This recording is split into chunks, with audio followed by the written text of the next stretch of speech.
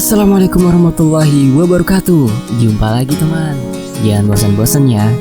Oke, kali ini Aka akan mengadakan perjalanan ke pantai selatan. Apakah perjalanannya lancar atau ada kendala? Yuk cari tahu di bagian ini ya. Oke, tapi sebelum masuk ke bagian ini, mari kita berdoa dulu ya. A'udzu bikalimatillahi tammati min syarri ma khalaq. Rabbi shrah li sadri wa yassir li amri wahlul 'uqdatam min lisani yafqahu qawli. Bismillahirrahmanirrahim. Fil ardi wa fis samaa wa huwas samiul 'alim. Allahumma shalli ala sayyidina Muhammad sallallahu alaihi wasallam. Oke, kita masuk ke bagian ini.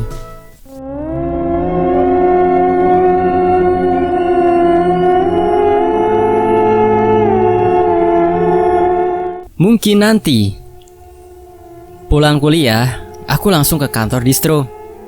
Begitu masuk, kulihat Denny dan Indri dengan wajah yang serius. Ada apa? Kok kayak ada yang serius? Kataku. Ahmad dan Lia akan menikah, kata Indri. Kapan? Baguslah mereka cepat menikah, kataku. 2 minggu lagi, tapi tidak bagus bagi bisnis kita. Kok bisa gitu? Ahmad narik investasinya buat biaya nikah, sedangkan uang sedang berputar di barang. Belum kita akan buka toko, kata Denny. Uang Ahmad udah ditalangin Denny, cuma asalnya uangnya buat modal. Bisa-bisa produksi terhambat, kata Indri. Emangnya kurang berapa? Kataku. Butuh 50 jutaan, kata Indri. Kalau aku ikutan nambahin modal gak apa-apa kan? Kataku. Boleh aja, kan kita rintis usaha ini bersama, kata Denny. Nomor reknya masih yang dulu kan Den? Aku transfer ya, kataku. Iya, kata Denny. Aku ambil HP-ku dan aku transfer uang ke rekening Denny. Kupikir lumayan untungnya buat penghasilan tambahan. Udah masuk ya, kataku. Gue cek dulu. Gaya Aka, emang transfer berapa? Kata Indri. Aka, lu transfer 60 juta, kata Denny. Aku mengangguk. Tumben lu punya duit banyak. Nanti gue susun perjanjiannya ya, kata Denny. Duit dari Camer Den, pokoknya aku percaya. Kita kan udah bersohiban sejak lama, susah duka bersama. Pokoknya kalian sohib aku terbaik, kataku. HP-ku berdering. Kulihat dari Tania, pasti mau ngeselin aku lagi. Oh, maaf, orang yang ada 7 lagi bad mood. Tunggu setahun atau 2 tahun lagi ya, kataku sambil kututup HP-ku. Aka, telepon dari siapa? Kok jawabannya kayak gitu? Kata Indri. Dari debt collector, kataku seenaknya. Ih, si Aka ngaco aja, kata Denny. Maaf Den, Aka, ada orang nyari di depan, kata Mang Ujang nongol di pintu. Suruh aja Mang, sini masuk, kataku. Tak lama, seseorang masuk dan Tania sambil cengar-cengir. Buset dah, kok tahu alamat kantor ini? Kakak, kok telepon aku diputus sih? Kata Tania. Ini debt collectornya kak. Lu mah gak kira-kira anak imut-imut gini disebut debt collector, kata Denny. Iyalah, debt collector kerjanya minta duit mulu, kataku. Siapa sih ya kak? Kok kayak deket banget sama kamu, kata Indri. Tahu siapa dah lagi? Sana pulang lagi, kataku. Kakak jahat, masa sama adik sendiri ngusir, kata Tania cemberut. Oh adiknya ya, duduk sini deh. Aku orangnya gitu suka iseng, kata Indri. Iya kakak, makasih ya, kata Tania sambil tersenyum so imut. Iya, udah cepet, ada apa kesini? Kataku. Minta uang jajan, kan aku lapar pulang sekolah, kata Tania dengan wajah tanpa dosa. Kenapa jadi tiap hari minta ke aku, kan ada mama kamu, kataku. Iya, dari mama iya, dari kakak iya, biar double, kata Tania. Enggak ah, udah dikasih mama kamu ya udah, kataku. Ih, punya kakak pelit, kata Tania cemberut. Aka dari dulu sampai sekarang baru tahu lu punya adik, kata Denny. Ini anak baru, calon adik ipar. Mamanya anak ini mau nikah sama Om Hadi, kataku. Oh calon adik ipar, kata Denny. Mana uangnya? Dan aku pinjam 20.000 buat ngasih anak ini, kataku.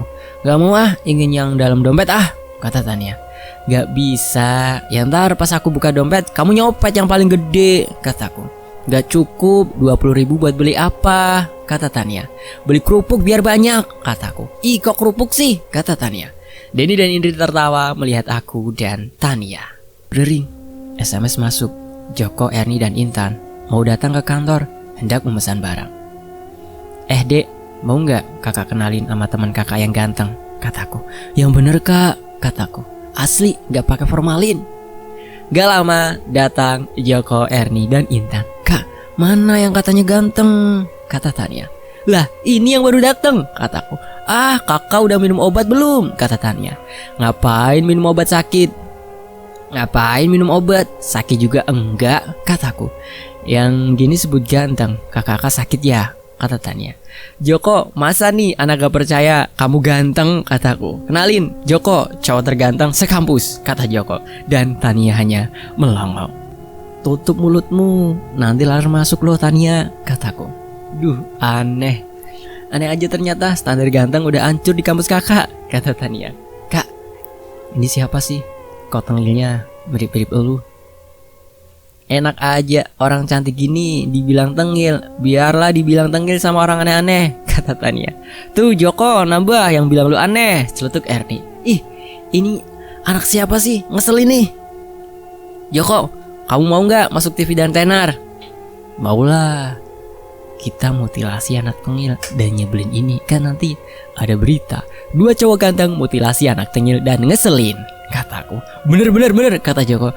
Mama, kakak jahat, kata Tania dan seperti yang akan menangis. Duh, aku jadi merasa bersalah. Ku dekati Tania sambil ku bujuk, jangan menangis, aku cuma bercanda. Tania menunduk dan terdengar seperti menangis. Pas aku sudah di depan dia, dia menatapku sambil bilang, ketipu dan tertawa puas. Aku kembali ke kursiku tadi dengan hati yang dongkol. Nih anak siapa sih kok lucu? Kata Erni. Saya Tania, kakak cantik, adiknya Aka. Oh pantes, ngeselinnya sama. Nambah deh orang tengil. Ampun, Atu juga udah bikin pusing, apalagi nih nambah. Makanya aku ngajak mutilasi juga biar gak nambah orang ngeselin. Ini kalau di kampus gini ya, seru, lucu-lucu. Gak juga, aku kan paling pendiam. Pendiam dari mana? Begitu segitunya bocor. Gak bocor kan udah pakai pembalut bersayap. Tuh kan stres. Siapa yang mau pesan barang ke Indri? Siapa yang mau pesan barang? Ke Indri aja ya. Joko ngasih daftar pesenannya. Gimana kak? Lu mau ikut gak liburan semester ke pantai? Kata Erni. Gak tahu. Iya aku ikut. Nah, yang ngajak kamu siapa Tania? Ajak aja Aka, adik kamu, lumayan bikin rame. Gue ikut boleh nggak? Boleh, banyakan biar rame. Aku no ya, nanya Fiona dulu ikut enggaknya. Aku ikut kak, boleh ya. Bilang mamah dulu, boleh nggak? Dan aku menelpon Fiona tentang rencana pergi ke pantai. Fiona mengatakan akan ikut. Pikiranku menerawang jauh sosok dulu yang hadir dalam hidupku. Mungkin nanti di sana kutemukan jawaban di pantai laut selatan. Cemburu. Siang itu, beres kuliah, aku dan teman-teman memenuhi undangan Dadan yang baru membuka usaha kafe. Ternyata lokasinya dekat kampus Fiona. Setelah tiba di kafe tersebut, aku dan teman-teman disambut Dadan dan diantar ke meja yang dengan beberapa kursi dalam ruangan. Kami pun duduk. Lokasi meja ini bila dari luar tak begitu terlihat, tapi dari posisi aku saat ini ya bisa melihat bebas keluar ke meja-meja di halaman. Erni, Joko, Opik, Intan, Dadan, aku lengkap deh, geng sekelas kumpul di sini. Gimana? Jadi nggak kita trip ke pantai? Jadilah, yang penting kalkulasikan biayanya dulu. Kalau bisa tripnya jangan terlalu lama kan. Aku baru buka usaha, masa ditinggal-tinggal. Aka gimana dengan Denny? Dia katanya mau ikut. Ikut katanya, ntar aku BBM dulu ya. Biar dia bisa kesini gak? Aku mengambil HP-ku, BBM Denny. Bisa gak dia datang kesini? Gak lama, Denny jawab bisa. BBM masuk dari Tania. Dia pengen ketemu aku. Waduh, pasti minta duit lagi nih. Tapi biarlah, mumpung hati aku hari ini lagi cerah. Sama dengan kaos yang dipakai. Ya, yang dipakai Joko. Karena warna pink dengan tulisan di kaosnya, ganteng nomor 1. Denny bisa datang. Terus, adek aku mau kesini boleh gak? Boleh, adek kakak lucu, kata Intan. Ya, nambah orang stres. Emang adanya Kak kayak apa? 11-12 kayak kakaknya, suka bikin mangkel hati. Alah, gayamu Joko. Orang kalau aku gak kuliah suka nanyain aku. Kangen ya? Ih, aku takut. Ternyata Joko maho naksir aku, kataku. Kampret, gue normal coy. Buktinya pacaran sama Erni. Ah, gue gak ngerasa pacar Joko, kata Erni sambil tertawa. Ih, ayang tega ya. Kau tidak mengakui pacarmu yang ganteng ini, kata Joko cemburu. Ganteng cuma tulisan kaosnya doang, kataku. Bener Erni, kita ngeceng cowok yang ganteng asli, bukan kawe-kawean. Ntar ya di pantai pasti banyak, kata Intan. Kalian semua tega, kata Bang Haji. Kalian terlalu. Terpaksa gue keluarin minyak wangi gue nih, yang dulu buat ngusir setan di hadapan gue, kata Joko sewot. Minyak lu bukan ngusir tapi ngundang setan, kampret, kata Opik. Ih, dibecandain gitu aja ngambek, kata Erni sambil ngelus pipi Joko. Dan Joko pun cengar-cengir. Untung adekku belum datang. Coba kalau adekku udah datang, lihat kamu cengar-cengir, ntar dikatain kayak kambing cengar-cengir lu, kataku. Nah itu, lu udah ngatain gue ya Kak kampret, kata Joko. Kan aku bilang kalau adek gue udah datang. Kan karena belum datang, belum ada yang bilang Joko mirip kambing. Susah nih ngomong sama orang stres. Dan dari kejauhan kulihat Tania datang dengan temannya, cowok yang kelihatannya sedikit cupu. Tania mendekati meja kami dan duduk di sebelahku. Nan, udah minum obat belum? Kau milih pacar cupu gini, bisikku ke telinga Tania. Hehe, enggak lah, aku coba manfaatin dia. Hehe, kata Tania di telingaku. Oh iya, kakak-kakak yang cantik-cantik sama ganteng asli dan KW3, kenalkan ini teman aku, namanya Yana. Nah, Yana ini punya rumah di sekitaran pantai, jadi kita nggak usah sewa penginapan, kata Tania. Adik lu pinter Kak, cari gratisan. Cuma itu giliran bilang ganteng KW-nya, kok ngeliat ke gue, kata Joko. Adikku paling pinter cari gratisan, kan aku korban pertamanya. Tak lama kemudian Denny datang. Kemudian kami membahas masalah piknik ke pantai. Tania dengan celetukannya yang khas bikin teman-temanku tertawa, kecuali Joko yang bikin cemberut. Dari kejauhan kulihat ada cewek dan cewek masuk kafe dan duduk bagian halaman kafe. Dan setelah kuperhatikan itu Fiona. Dengan siapa dia? Aku BBM Fiona sekedar menanyakan di mana dia, ternyata checklist. Aku terus memperhatikan Fiona. Mereka mengobrol sambil berpegangan tangan. Teman-temanku tak ada yang tahu karena asyik mengobrol. Tania menatapku dan melihat ke arah mataku melihat. Aku yakin Tania melihat Fiona dan Tania hanya terdiam. Tak lama kemudian, cowok yang bersama Fiona berdiri dan cipika-cipiki dengan Fiona, lalu pergi. Panas kurasa dalam hati. Kusuruh Tania telepon Fiona dan bilang Tania juga ada di kafe ini.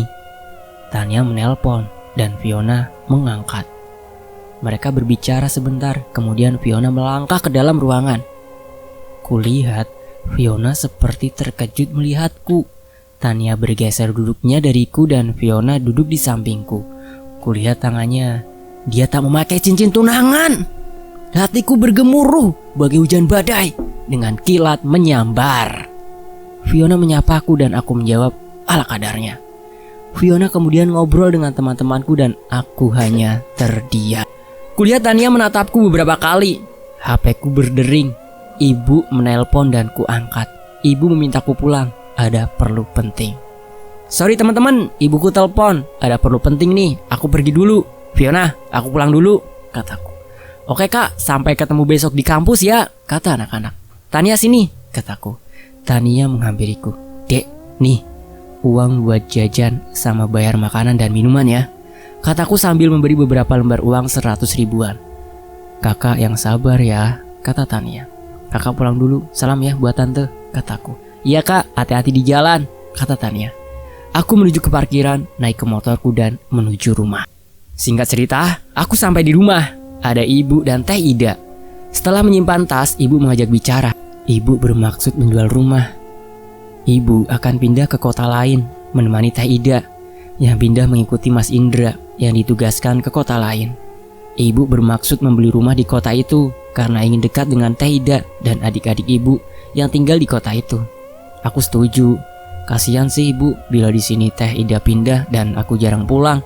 Dan bila pulang selalu malam, tak ada yang menemani ibu. Ibu bilang uang hasil penjualan rumah akan dibagi setengah buat ibu dan akan dibelikan rumah, dan ditabung setengah lagi dibagi untuk aku dan teh Ida. Aku dapat lebih besar karena aku anak laki-laki.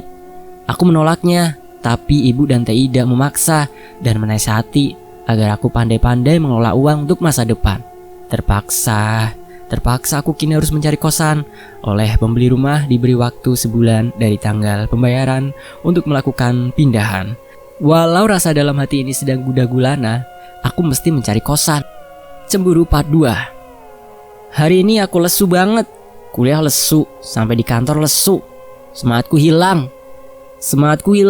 Seiring cipika-cipiki Fiona dengan cowok lain.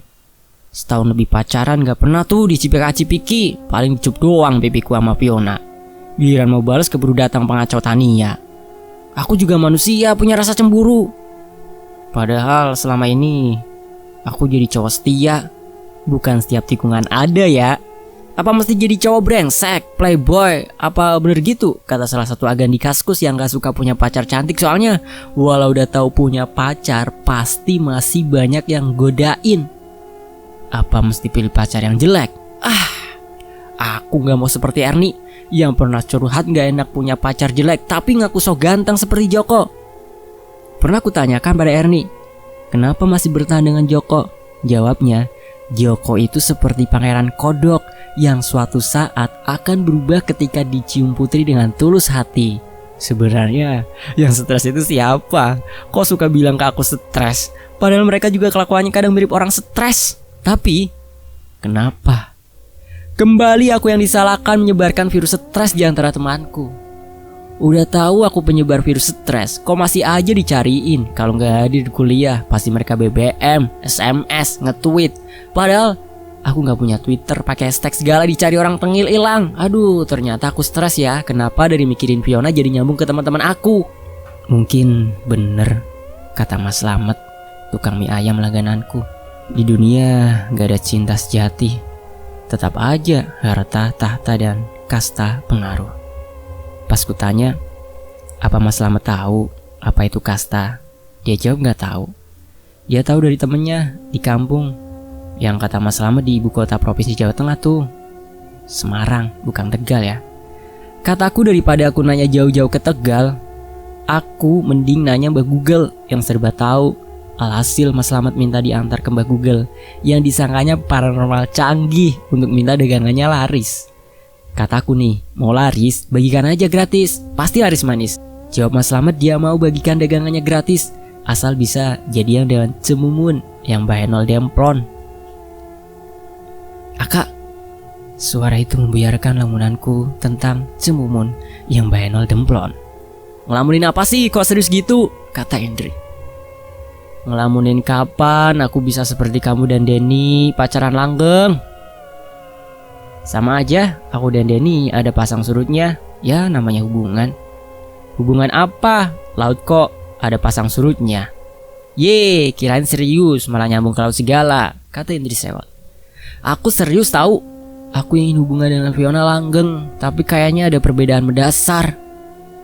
Perbedaan tuh ya untuk saling melengkapi. Malah kadang aku iri.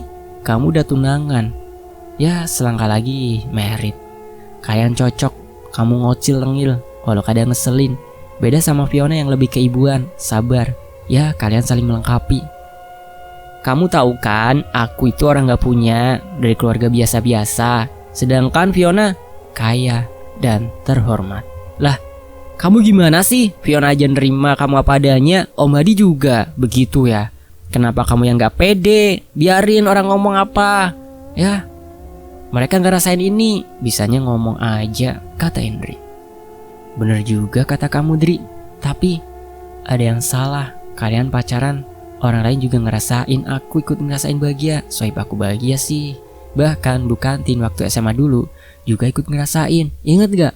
Pas kamu jadian sama Denny neraktir kita sekelas. Kita ikut ngerasain. Bu Kantin juga ngerasain dagangannya habis diborong, kataku. Ah, susah ngobrol sama Akam mah. Itu HP-nya nyalain, kata Indri. Kok tahu HP aku mati, kataku. Fiona berkali-kali nelpon aku. nanyain kamu terus. Kok HP kamu gak aktif? Kasian tahu, kata Indri. Amaku kasian gak? Kataku. Enggak, kata Indri sewot. Suara pintu diketuk. Masuk, kata Indri. Fiona, duduk sini. Aku keluar dulu ya, mau cari obat pusing, ngobrol sama Aka, kata Indri. Nitip obat patah hati atuh, kataku. Beli aja sendiri, kata Indri sambil pergi. Aka, aku mau bicara. Ini kita lagi bicara. Kenapa kakak yang ngejauh? Kenapa Aka kayak ngejauh ke aku? HP pakai dimatiin segala. Kalau aku ada salah bilang, jangan didiemin, sakit tahu didiemin itu, kata Fiona. Sebenarnya aku cemburu buta. Lihat di kafe kamu cipika-cipiki terus. Kulihat kamu gak pakai cincin tunangan, membuatku bertanya-tanya. Seandainya aku bercipika-cipiki sama cewek, terus gak pakai cincin tunangan, pasti kamu merasakan apa yang kurasa saat ini, kataku. Oh, karena itu harusnya kamu tanya aku, jangan diam dan menghindari aku. Cowok itu kerabat aku dari luar kota. Tanya papa. Kalau gak percaya nih, masih ada disimpan BBM chat aku sama dia. Terus cincin tunangan lagi servis di toko emas. Aku ingin tambahin tulisan. Kan kemarin cuma Aka aja, sekarang ditambah tulisan jadi Aka Fiona Forever, kata Fiona. Yang bener, kataku. Ih, kok masih gak percaya? Udah, pulangnya kita ke toko emas, kata Fiona. Percaya, tapi soal cipika-cipikinya. Oh, mau dikasih? Hah? Kata Fiona. Lalu Fiona cipika-cipiki pipiku dan cup keningku dikecup. Inginku membalas kecupan Fiona tiba-tiba. Hore, asik, udah balikan lagi. Gak jadi deh, gagal punya kakak, kata Tania yang tiba-tiba nongol. Yang, mau gak masuk headline berita? Kita tenggelamin nih anak nih, ntar ada berita sepasang kekasih menenggelamkan anak usil di kali, kataku. Ih, kakak jahat, kata Tania.